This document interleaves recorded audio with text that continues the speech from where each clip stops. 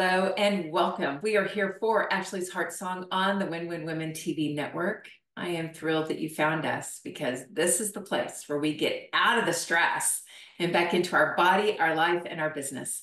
When we tap into the song of our heart, that is when we master our mind and the stress that can steal our life. Thank you for joining me today for the show. We are going to be diving into taking ownership, because when we take ownership, it brings empowerment. And we're speaking to empowerment and ownership around the diet, around the food we put in our mouth, and then all the other things that we can do in addition to that to bring this wholeness to the vitality that we're wanting to bring into the body. Because let's face it, ladies, typically we go on a different eating protocol and what the external world calls diets. And we tend to choose those because we are needing to up-level our vitality, feel better, lose some weight, feel stronger. There are many reasons why we go on diets, and it typically is because we have dissatisfaction with our health, with our body, with the way we feel, with the way our body is behaving, any number of things. And so today I want to just clear that up for you a little bit. All right, so here we roll. When we are at any given time thinking of going on some kind of an eating program, did you know that we can go through this process of choosing a different diet, of formulating a different diet 126 times in our lifetime? 126 times, y'all. That's just a lot. That is a lot. And it's really interesting because when we get out of the way, meaning our emotions, because we women are emotional beings, that's who we are, and that's beautiful. But when we get out of the way, we can find an eating plan that really does work for our body, for body type, blood type, time of your life, whatever it is. We can find a way of eating that nourishes us. And last week we were talking about nourishing our bodies through the stressful times. Well, when we're going through those stressful times, our eating can get kind of wonky. And so let's just get back to nourishing the body and really listening, tuning in and listening to what the body needs in that moment, during that time of stress, during that time of year, during that season of your life. It's time for us to stop with the blame game, blaming reasons why something doesn't work for our body. Casting blame simply reveals our lack of belief in what we were experimenting with. So if you're going to experiment with something, I think the lesson here is be all in and don't go into the blame game, because guess what happens when we go into the blame game? When we go into that game, what happens is our body begins to go into a stressful state. And if you've been watching me for long, you know what happens when your body goes into a stressful state. That is, cortisol is being shot off in your body, and cortisol is what brings on more adipose tissue on your hips and on your backside. So we don't really want that. We don't want to go there. So blame is a below the line thinking, and it is a fear-based thinking. So we're experimenting with what we want to do for our vibrant health. We want to eliminate any possibility of going below the line in our thinking, which means going into fear. We don't want to go into that fear, and blame is a part of that. So when it comes to the health and vitality of our body, we have unlimited resources. We have unlimited experiments to choose from. And what we need to do is just see and answer these following points that I'm going to bring to your attention today. And when you go through each one of those categories, you begin to see how you can choose a plan where your body will live at its natural weight, where you will feel strong, you will feel energy, you will feel clarity of thought on point. You will know what kind of food, what foods, how much food to eat at any given time, and you will feel rock solid in it. So the problem with the dieting world out there is that no diet works the same for everyone. Taking ownership brings empowerment to us in the way that we nourish our body with food and exercise. So taking ownership will naturally bring a balance and consistency to your daily program. So imagine a gymnast on the balance beam, and she is there to be in balance. One foot is directly in front of the other, and she is rock solid in balance. The thing about a gymnast is a gymnast must know where her body is in any given moment and time, whether she is one foot in front of the other on a balance beam, whether she is up in the air flying. Body awareness is key. And in that, when we are body aware, listening to the needs of our body, being kind to our body, that is the place where we can begin taking ownership of how we're going to move forward.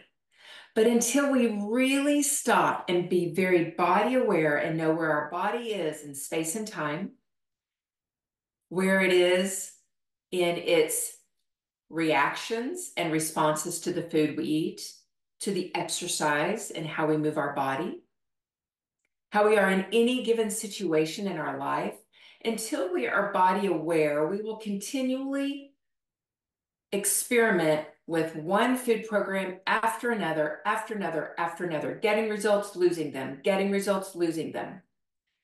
It is that up and down roller coaster ride of diet and emotions, and that is what leads us to the 126 different types of diets we can try in our lifetime. It's time for us to slow down, number one, and be present with our body, tuning in and listening to what the needs of our body are in that time of our life. So the eating is dependent on these following factors. And when we look at all of these factors, we can see how our diet will change depending on all of these. So here we go. Your age. Your age plays a huge role in the kind of eating program that you will select. When we're young, we need more calories, kilocalories. We need more energy that comes from food sources because our body is growing. And as our body finds its balance, finds its height and weight, it is then time for us to learn a new type of eating that is maybe not so many calories, less calories. Now, I'm not saying count your calories. I am so against counting calories. You just have no idea. I'm very against that. I believe in eating to the point of energy. I believe in body awareness and giving our body the exact amount of fuel that it needs in any given moment. And that is done when we eat slow and with awareness that gives our gut brain time to send leptin off to the head brain to let us know when we've had enough. And I've done some shows on that, and I also teach classes on it and work with my one-to-one clients on eating to the point of energy. It is one of the most vital things that we can learn and really get down for long-term health and vitality. So eating to the point of energy, we're talking about calories, not in the point of how many calories you need to eat in your 30s, 40s, and 50s, and 60s and beyond. It's about eating to the point of energy, but it's being aware that, oh, the amount of calories that we eat when we're in our 20s is really different from our 30s, 40s, and 50s because we are changing. All right, so age, it will shift. Another way that it shifts is the amount of macronutrients you need. So when you age, you would think that you don't need as much protein, but in all actuality, you need more protein the older you get. Because as your testosterone level lowers, you need the protein in order to help level that up, and you need a specific kind of workout in order to help increase your testosterone. So it changes. So our age will determine that. Your sex also determines it, whether you're male or female. You burn food differently. So we take that into account. So the program that works for your spouse may not work for you. Level of exercise is always changing. How you exercise, not only the level, but the type of exercise will change according to your age. It changes according to the season of life that you're in. It changes according to the food that you're taking in, or vice versa. So we look at our level of exercise and what we're currently doing in the moment to help us determine a wonderful eating plan. Also, what determines our eating plan is a sense of taste and pleasure. So you may not enjoy a diet that is plant-based and plain. So I am one that I love a diet that is where I can actually taste the flavors of the food itself and not be blinded by a bunch of other foods. So I like to have meals that are 5 ingredients at the most, but it's 5 ingredients or less at my meals because I really want to taste all the flavors. But if I put in a ton of garlic, which a little garlic is great, but if I put in a ton of garlic, onions, peppers, all of those really strong flavored foods, then I'm only tasting those and I'm not tasting the food itself, the sweet potato or the squash or the beef itself or the turkey, whatever I'm choosing to eat. So your own sense of taste and pleasure goes into that. You may love all of those strong, powerful flavors in your foods. And if you do, then that's the kind of eating program that you want to begin creating for yourself. Now, the way you were brought up also plays a role in your eating protocol. So when you are under a tremendous amount of stress, the way you were brought up and the learned behaviors that you have around food when you're under stress will come into play when you're an adult, unless you resolve them, unless you really face them and try to change them. Because when we're younger and we're under stress, what do? We typically go to the candy bars, the ice creams, and sometimes there's closet eating involved. There could be overeating involved. Our upbringing around stressful situations will determine the way that we eat as we get older. Also, if you were raised around garden fresh vegetables, then you will probably continue to enjoy that as you get older. But if you were raised with the boxed dinners, Hamburger Helper, things like that, pastaronis, rice-a-ronis. If you were raised with that, then your taste will be more geared around those boxed foods. Now, as we get older, we must take ownership. Remember, this was titled Ownership Brings Empowerment. We must take ownership for the diet that we were raised with. Not cast blame, because blame only puts up more adipose tissue on our backside. We don't cast blame on the upbringing in the way that we were raised with food, but we take a look at it and go, is that serving me now? Is eating that way still serving me today that I'm in my 40s, my 50s, my 60s, wherever you are in your life? Is it still serving me? And if it's not, then you take ownership of that and you begin changing it. You adjust it so that your body begins to respond favorably to the foods that you're eating. Culture also determines what foods you would love to eat. That is huge. That is strong, because your body was raised in that culture. And so it's used to that food. It's generationally used to that food. So do not discount that. That plays a powerful role in the way your body metabolizes food. Your personal beliefs play a role in the type of eating program that you will be in as well. This is the reason why no single diet works the same for everyone, because of every one of these factors. So my suggestion for you today is to experiment and look for the feedback your body gives you, because what's going to work for one person will not work for you. Body wisdom and experience create the perfect diet for you. Your body has wisdom. The gut brain I was talking about earlier, the enteric nervous system, it is housed on the mucosal lining of the esophagus and down into the intestines and the stomach and the intestines. And we must pay attention to that. That brings body wisdom in what your body needs in any given moment. You can actually go to the refrigerator or the pantry or a grocery store, anywhere there's food, a restaurant, and looking at the menu. And you can get very mindful and centered with deep breathing, get very relaxed, and ask your gut brain, what would be most nourishing for me right now? And as you're looking at the lists of foods or looking at the food before you, your gut will clench with a no or it will open with a yes. You will receive the wisdom from the gut brain when you slow down and begin nurturing that relationship that you have with your gut. Nurture that relationship, and that body wisdom will be revealed to you, and you will be able to create the perfect eating protocol for yourself. Then the other thing that we want to do during our experimentation process is we want to let go of perfection, because that leads to abuse, self-abuse. So we let go of perfection completely. We know that it's an experiment. We go all in.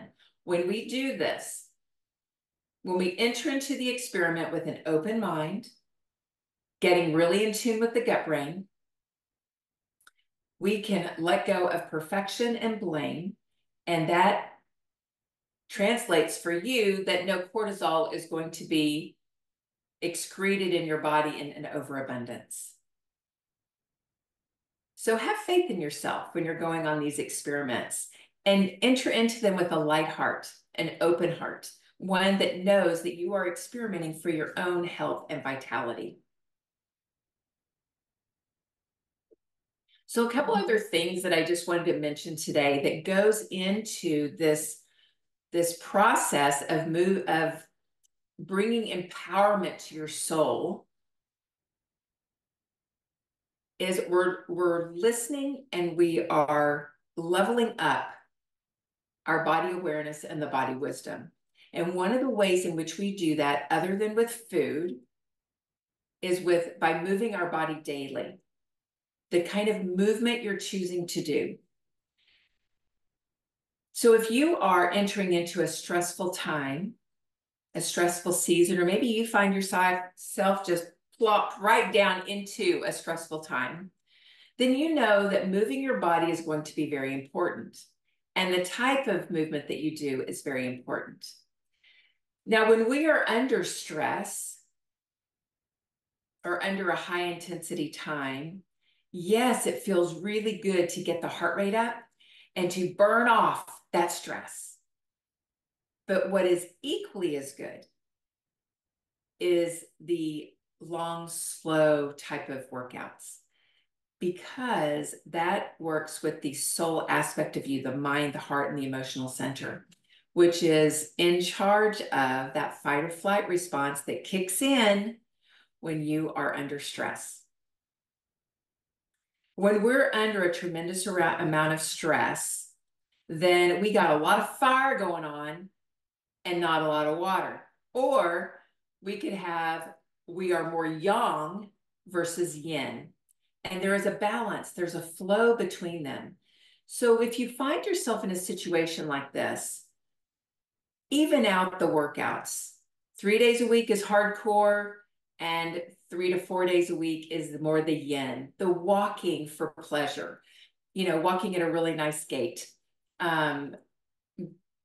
barefoot walking, yoga, any of those slow moving type of programs where you're not getting into a lot of yang, not a lot of fire breathing. It's more of relaxed breathing, being kind to yourself, nurturing your body.